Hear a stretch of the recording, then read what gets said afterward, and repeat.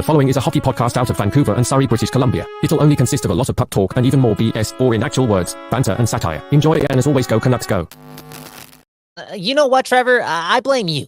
Okay, I blame you for being the darkest guy I know. I mean, the darkest Canucks fan I know. I hate dark Canuck fans, okay? Anyways, let's talk about it on today's episode of Locked On Canucks. You're Locked On Canucks, your daily podcast on the Vancouver Canucks. Part of the Locked On Podcast Network, your team every day.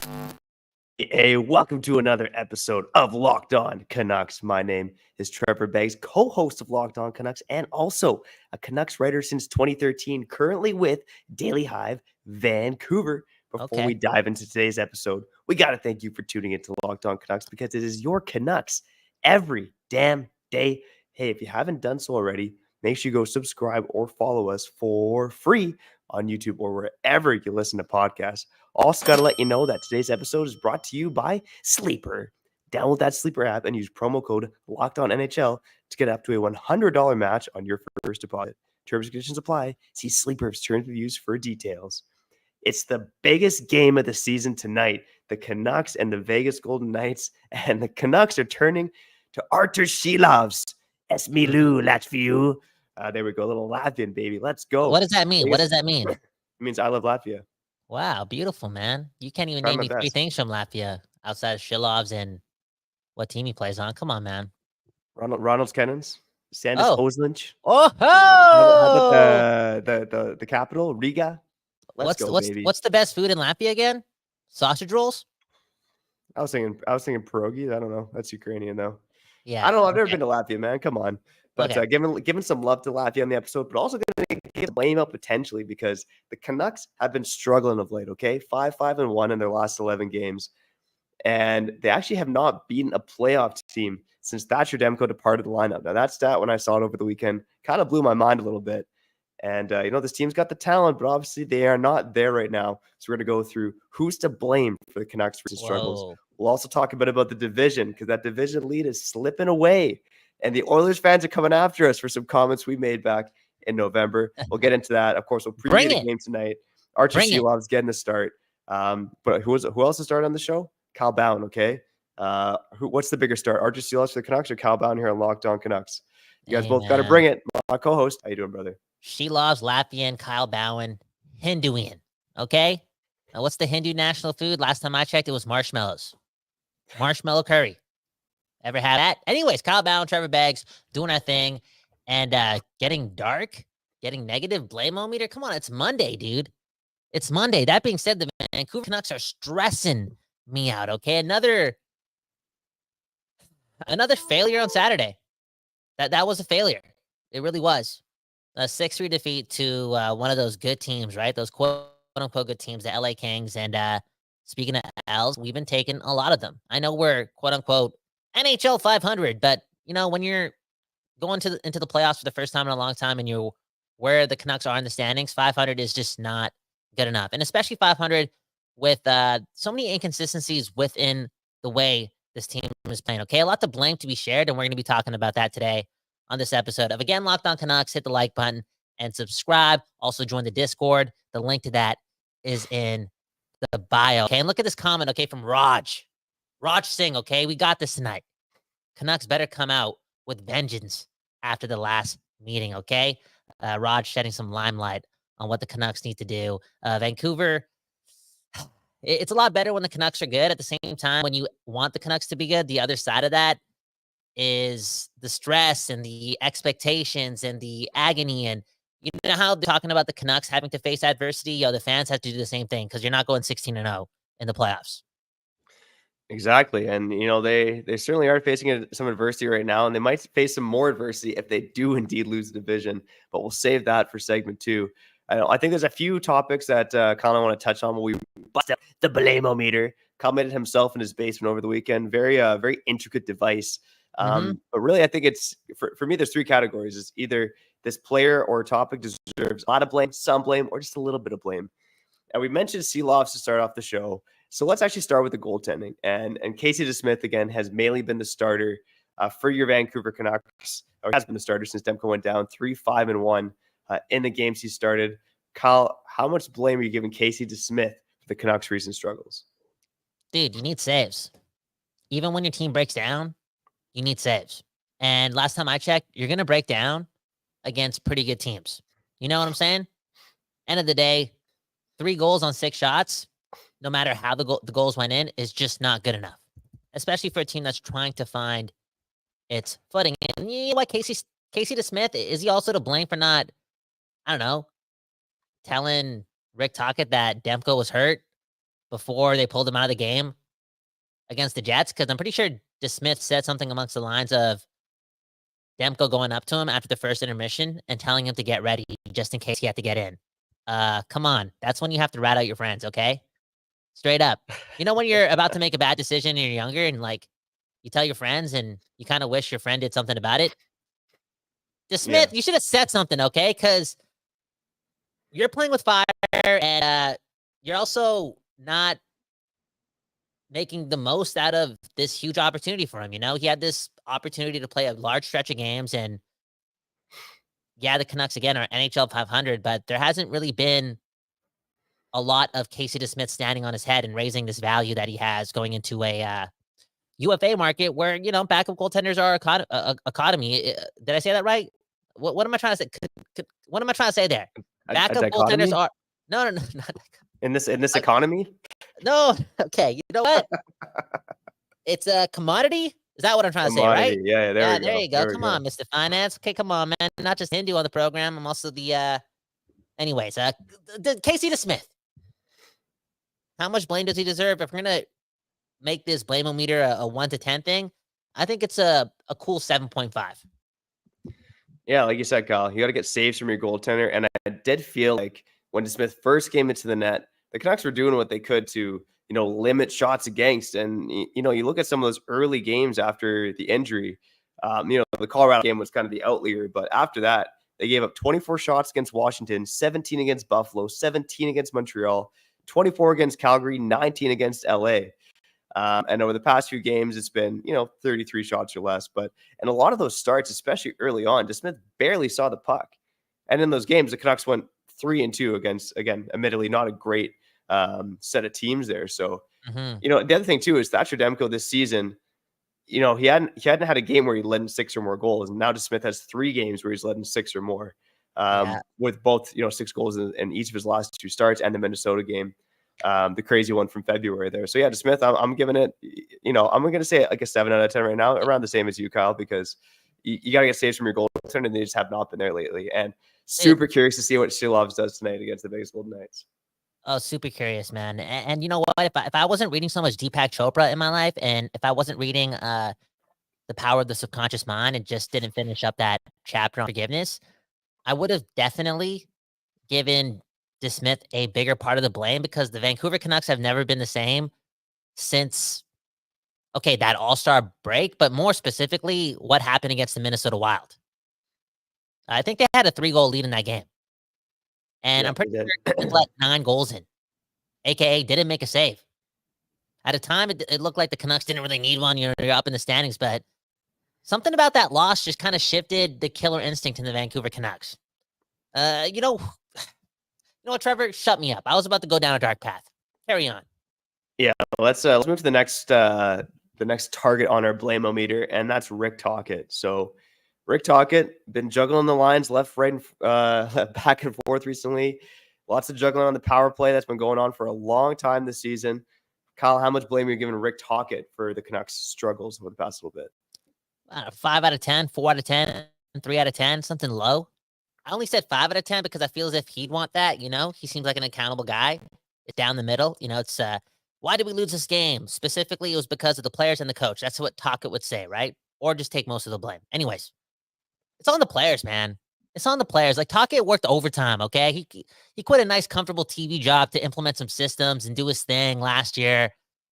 And the only reason why we're here outside of some strong individual performances is, again, this new culture that just happened overnight. And Tocchet had a lot to do with that. And again, it goes on the players. Now, I know you might want to bring up the line juggling, right? Like, yo, just stick to it, right? I wish I could use that to maybe boost up his blame on the blame-o-meter, but in recent history and in 3 kind of mediocre performances in a row, he's kind of stuck with the same top 6. He has stuck with his top 6. You know what I'm saying? Some alterations to the decor, but a lot of the fan base was asking for him to stay patient with some of those pairings or some of those combinations. And now we're going into a game against the Vegas Golden Knights where they're using the exact same top 6 again. Like I just saw the practice lines. It's looking the exact same. So I can't really even use the blender card here. Last week I could have, but not right now. Yeah, with Rick Tocchet, I think you want to juggle your lines when things aren't going well, right? I really look at what Tocchet's done, and you got to push the right buttons. I think to stand pat when things are not going well would be worse, right? Now, that being said, I do think this team was better when they had that third line going, right? And then you figure out the rest of the top 6. So I think there's some nitpicking there, but I'm with you, Kyle. I'm giving Tocchet, I'm going to go with a 5 out of 10 because, the coach is always going to say it's on me to get the boys going and blah, blah, blah. But, he's the one juggling lines in games, switch them up in games. So he deserves some blame for what's going on, but he's certainly not the primary focal point of the blame-o-meter right now. You know what? I'm going to bump mine up to a 7, actually, because you brought it up, and I'm not surprised because Trevor Beggs, again, the dark guy in the program, right, can never just, leave things off the table. And he brings up the whole non-factor that is that Blueger, Garland, Joshua line. You know what I'm saying? And yeah, you can say that there is some potential in that Miller, Dakota, Joshua, Connor Garland line. You can kind of see it in plays. And it's not surprising because JT Miller, great player, been a great player. And that combo of Joshua, Garland, they got chemistry, okay? Their bromance is better than ours, Trevor. Straight up, makes me kind of jealous. That being said, even at their best, or what we've seen from them when they're at their best, is nowhere close to what Blueger, Garland, Joshua was. Because that was shift by shift by shift by shift by shift by shift. Offensive zone pressure. It was just the truth. You barely saw that line pinned in their own zone. And you can't say the same for the Miller Joshua line. Yeah, I completely agree. So, like I said, Tocchet deserves some blame. Let's get to the last thing on the list. And we've talked about it ad nauseum. So, I don't know how much we have to go in depth here, but Elias Pettersson, how much blame are you giving him for the Canucks' recent struggle? 9.75 out of 10, man. It's on the players. It's on the players. And I'm also the most positive Elias Pettersson fan too, okay? I'm more positive about the Vancouver Canucks and Elias Pettersson than an unwanted pregnancy test, okay? You know what I'm saying? That's how positive I am. I just keep it bright, But at the same time, you got to keep it real, man. It's been a long stretch of games. You signed the deal. You're playing on the best coast to west coast of Vancouver. These games matter. The playoffs are around the corner. And the Edmonton Oilers are catching up. Why are they catching up? Because their best players are playing like their best players. This Vancouver Canucks team has gone a long time. In fact, I'll say this, long enough without Elias Pettersson being a shift-by-shift game factor, or a factor in the game. An assassin. And you know what? I will say on Saturday, there was definitely more of that. But we got to see it today. I don't give up about Saturday. We lost that game. And that was Saturday. Do it tonight against the Vegas Golden Knights, a team that's they need points, I guess. You can say that they quote unquote need points depending on what they want to do in the standings, blah, blah, blah. But a team that also just blew a big lead against Arizona a couple nights ago. They need Pettersson now more than ever. And this whole grace period it's done. It's done. Yeah, I think Elias Pettersson, for me, he deserves the most blame for what's going on. And again, like you said, Kyle, he was better against the LA Kings, but this is a guy who, if the Canucks are going to go on a run, he's got to be one of the best players on the ice, game in and game out. I do think, and we did mention it, but the power play is what deserves the most blame for the Canucks struggles. It's been one of the worst power plays in the league for far too long now. And it's supposed to be a weapon of this team, not a hindrance. And it's been a hindrance. But how much is that on Pettersson? How much is on Pettersson? It's probably all. Pettersson, right? Yeah, and some of it's on Tocchet, some of it's on Miller and Hughes too. I think the most of it's on Pettersson, man. The most of it's on Pettersson, man. Bro, Miller and Hughes have been working that side. They're not perfect. I'm not saying they're perfect, but they're definitely missing a confident Elias Pettersson shift in and shift out. Those two are confident. They want to make plays. Pettersson, I can't say the same. Outside of, again, a pretty good performance in LA. Yeah, I don't know if it's, maybe it's confidence to a certain extent, but Pettersson is trying to make those plays. He's just not making them, right? He's not making the plays that Miller and Hughes are, but he is trying. You can see it out there, but he's turning the puck over, right? So, yeah, Elias, a superstar Elias Pettersson is what this Canucks team needs. They also need Demko too. I think those are the two biggest keys for the Vancouver Canucks moving forward. Now, they got to figure it out pretty quick because it seemed like Even a few days ago, the Canucks this division locked up, and they'd had it locked up for quite some time. But hey, not so fast, because the Coilers are coming. More on that on the other side. But first, we got to shout out some friends, man, because we're nothing without the sponsors. And today, we got to shout out our friends over at Sleeper. All right, Canucks fans, there are 5 games left. The Canucks still one of the best teams in the NHL. They hit the skids recently, and that happens in life, okay? But make sure that if you're Ben, go use Sleeper for all your daily fantasy hockey needs, okay? You're going to hit the skids there too, but with Sleeper, you can win 100 times your cash in daily fantasy hockey contests. Just like a big playoff performance, it'll make you forget about all the skids, okay? All you have to do is make sure to draft studs like Brock Besser, Elias Pettersson, or JT Miller, and pick whether or not they will record more or less in their super projections for things like goals, assists, saves, plus, minus, and more in a given game. To win a 100 times bet on Sleeper, you need to correctly predict the outcome of 8 player stats. You heard me, Canucks fans. You can win 100 times your money playing daily fan hockey with Sleeper. So start paying attention and nail your picks so you can start winning big. Use promo code LOCKEDONNHL and you'll get up to a $100 match on your first deposit. Terms and conditions apply. That's code LOCKEDONNHL. See Sleeper's terms used for details and locational availability.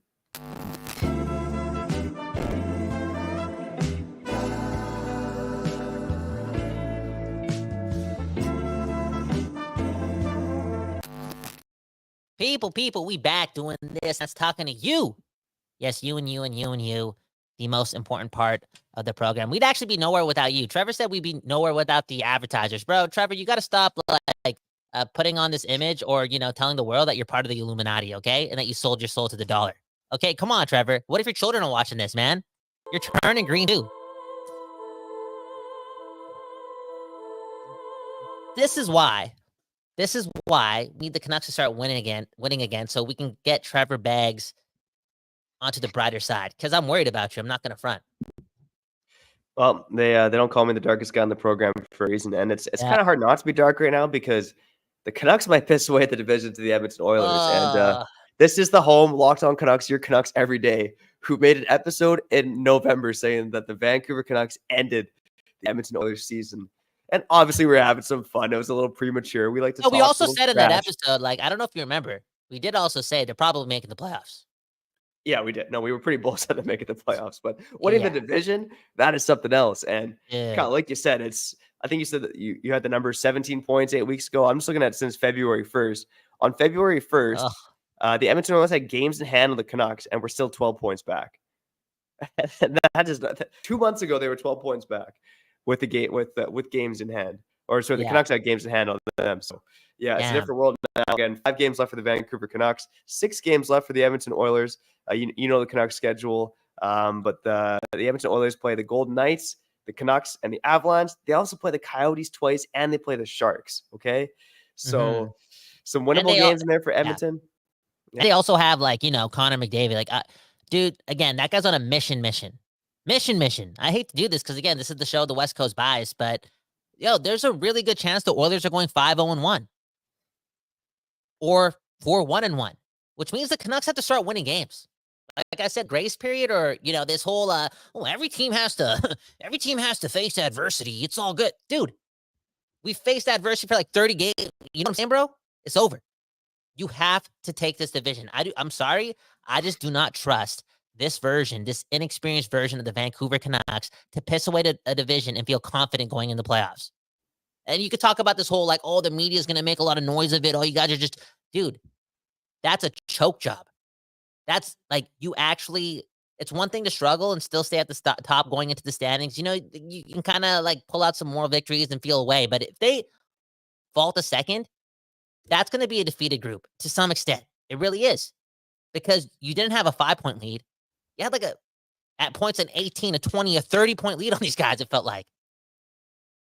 So this is a big deal. It would hurt a lot to lose the division. That I won't deny. I will say though that the Canucks, if you talk about them facing adversity, they've gone through some adversity in the sense that they've been 500. They haven't been playing their best hockey. The goals have been harder to come by. But some real adversity, some true adversity, would be pissing away the division to the Edmonton Oilers. And sure, that's not great for your confidence, but guess what? When the playoffs start, a new season begins. And we're going to learn a lot about this team in the playoffs, right? Dude. Again, we're going to on here your Canucks every day, Locked On Canucks, and talk about this team 5 days a week. But truth be told, we don't know what version of the Canucks are going to show up in the playoffs. You can make assumptions based on what happens in the regular season, but when the playoffs start, it's a different animal for sure. And again, I do feel like if the Canucks can get out of round one, regardless of if they win the division or they finish in second, they're on a crash course to meet the Oilers at some point. And that I think is going to be when the big memories begin. Yeah, and if that's part of your beep and plan, like you want that extra home game. You want that extra home game, man. You also want to start the series at home. Again, I wouldn't be so adamant on this team needing. I'm demanding this Vancouver Canucks team to win the division. I'm sorry, yo. Like that's an embarrassing thing to happen in your season if you're dropping in the standings after having that much of a lead. It's actually pretty pathetic, to be honest. That should not be something to just like rest on and like it's okay though, we'll be fine, bro. You're like you can't tell me you're okay with pissing away an extra home game to the Oilers in round 2. Like that's not like all I'm saying is it's a must win tonight. That's what I'm trying to say, bro. It's a must win. It's a must win. The Oilers, if the Vancouver Canucks lose tonight, the Oilers are gonna have 2 games in hand, including 1 game against the Canucks. McDavid's gonna see that and he's gonna go beast mode. Like he's gonna will it. He's gonna like watch what we're gonna do. Yeah, I think it's gonna be a crazy game because both teams are gonna be so fired up, right? The Canucks embarrassed the Oilers in 3 games. It's not so much the game in Edmonton, right? That game was a close game that really it was the goaltending battle was the difference in that one. But the Canucks beating the Oilers 3-0 early on in the season, sinking them down the standings, leading to them firing their head coach. I mean, the Canucks embarrassed the Oilers early in the season, and I think you're going to a really fired up Oilers team, and you should get a pretty fired up Canucks team as well because you're right, the division might be hanging in the balance at that point.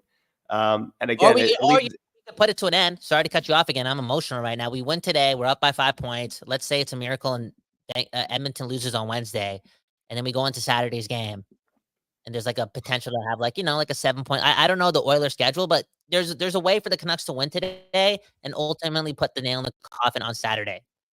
Straight up. So the Oilers schedule, they play 4. They have the next 4 games at home. They play the Golden Knights on Wednesday. They play the Coyotes Friday. They actually will face the Canucks on the second night of back-to-backs on Hockey Night in Canada.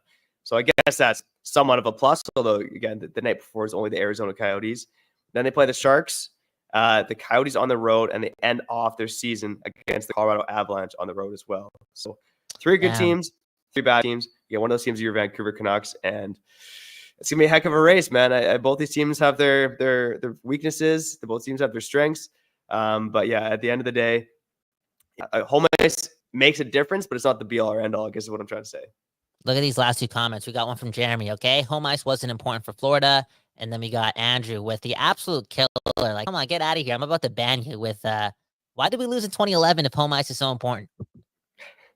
I think what Andrew's trying to say is like, yeah, what if Game 7 was in Boston? Would the Canucks be Stanley Cup champions? Hey, speaking of that, you know what? Can we talk about that on the other side? Kevin Bieksa just, why are you opening up a can of worms about 2011 after the Canucks just embarrassed themselves on Saturday? This is the same Kevin Bieksa who also told Vancouver Canucks, like, oh, relax, guys, don't have these expectations. I'm paraphrasing though, like, don't put the added pressure on these guys, one game at a time, when we were first place and like talking all this ish.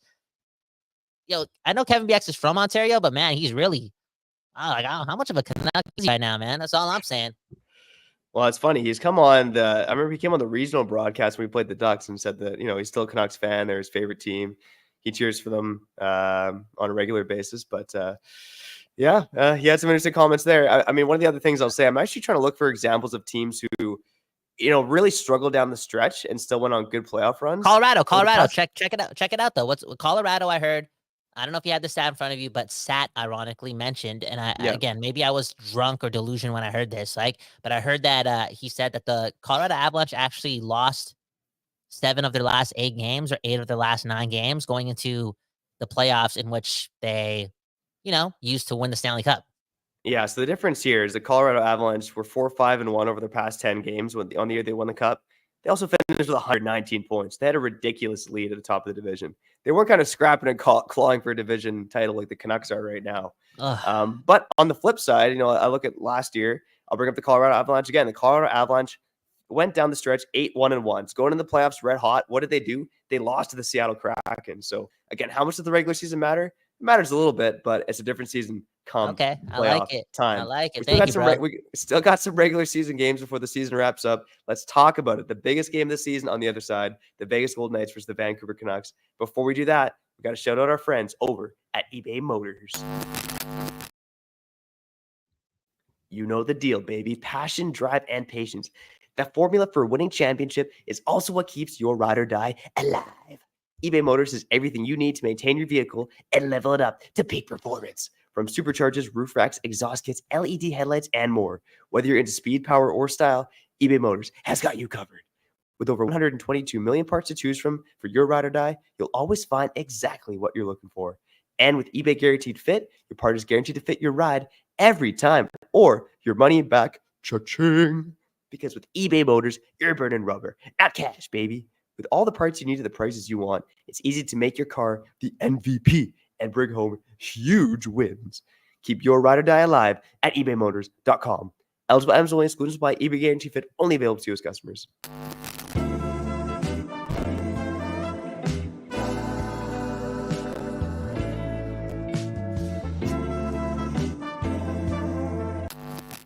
People, we back doing this, talking about your Vancouver Canucks. My name is Kyle Bowen. More importantly, that right there is Trevor Beggs. And more importantly than that, you and you are here with us. Hit the like button and subscribe to the channel. It really does help us out a lot. And man, oh man, bro, I better start taking my girl to Cactus Club every now and then because she hit me with some tough news, man. Can I get open and vulnerable with you? It has something to do with the Canucks, okay? So I told her I'm going to the Canucks game tonight, right? I told her that a couple days ago. I said I'm taking my homie Roy. I also told her that I'm going to Mexico in August with the boys. And then she hits me up with the phone call today, right? Normal phone call, good morning, blah, blah, blah. And I think she asked me what I was doing tonight. I'm like, yo, I'm going to the Canucks game. And you know what she said? She said something amongst the lines of, you always do the cool things with your bros. Going to Mexico with your bros, going to the Canuck game with your bros. I told you I wanted to go to a Canucks game. She hit me up with one of those. AKA not looking out for my best interests. And that's why I have Deepak Chopra in my life. Speaking of Deepak Chopra, okay, look at this comment from Alex, okay? I need some Deepak Chopra in my life. That LA game really hit me hard. I'm losing hope here. I am in sink or swim mode with this team, but for some reason, this here hurts the most. And that's a cool little proclamation at the end of that statement, okay? Again, this is so quote unquote important to us. It's so special. It also feels new. So that may have something to do with like this panic button mentality that we're having this year. You know what I'm saying? Because if I look at the Kings game and I look at that 6-3 loss, it's one thing to look at that score and just get depressed. But at the same time, when I watched, the last 55 minutes of that game, in my opinion, the Canucks were the way better team.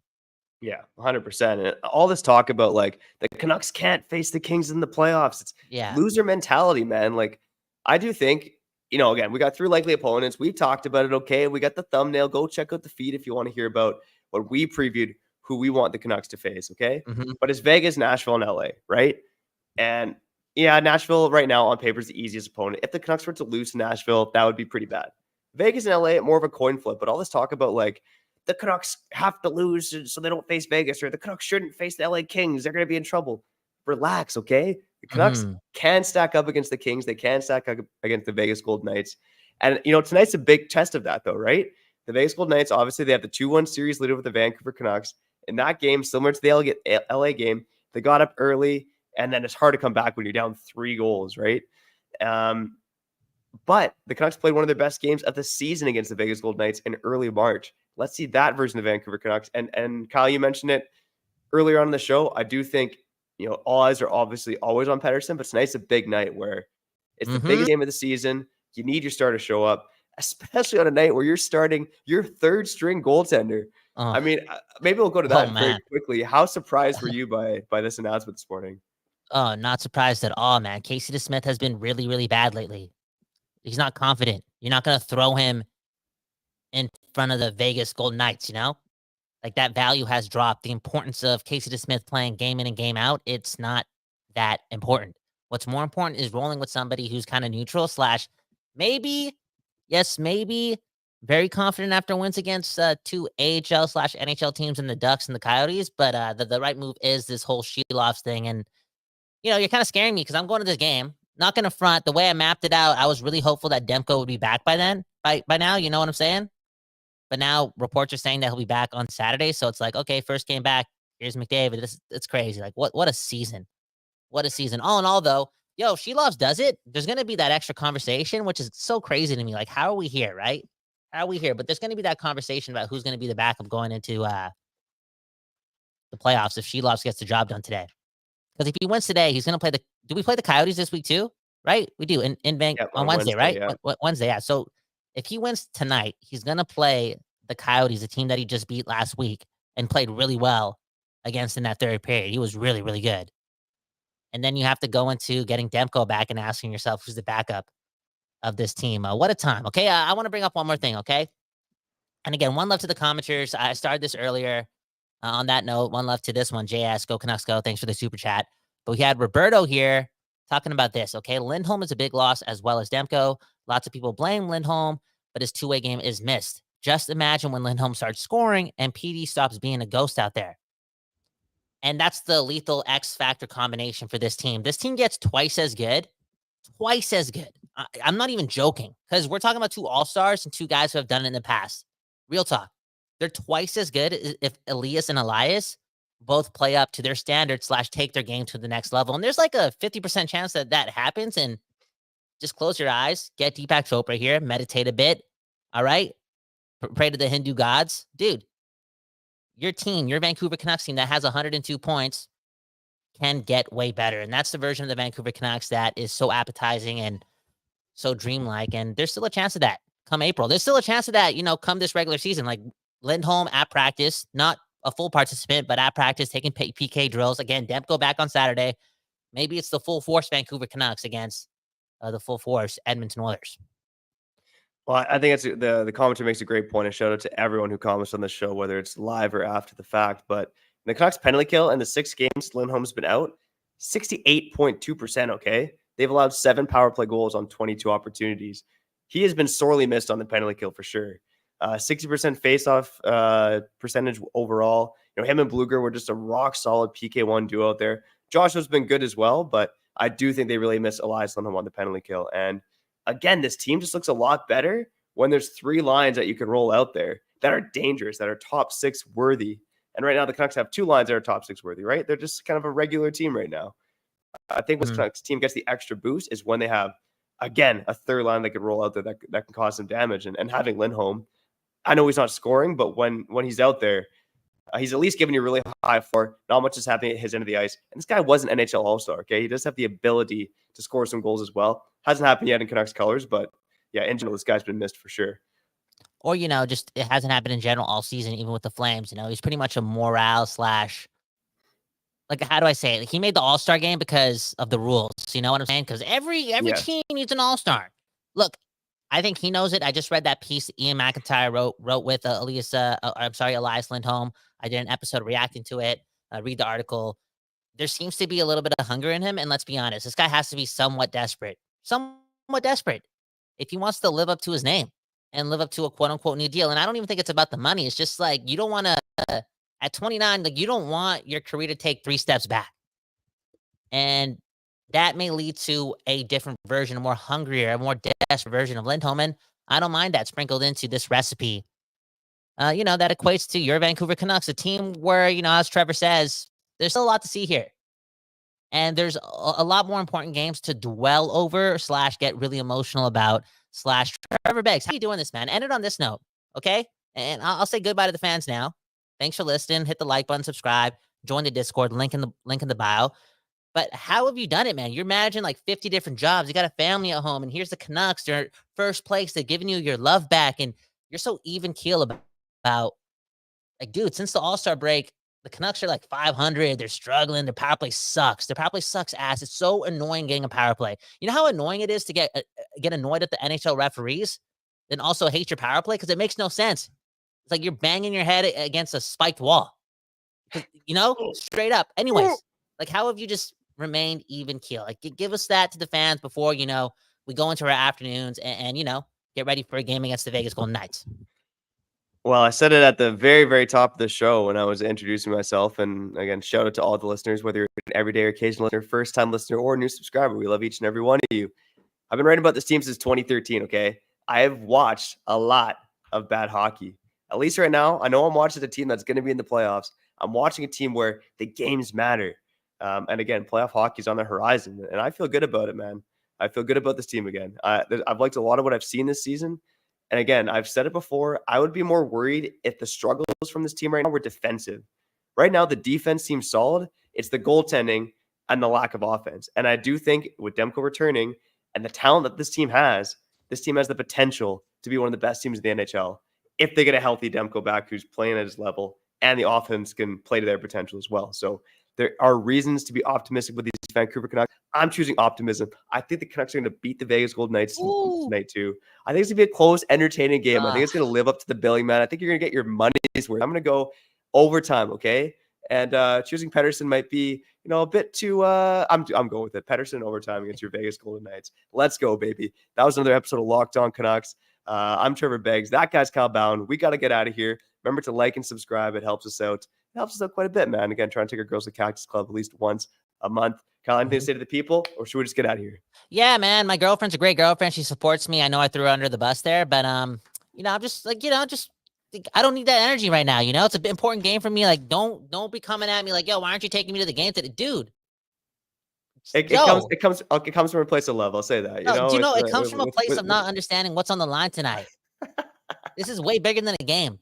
Anyways, peace. You're Locked On Canucks, your daily podcast on the Vancouver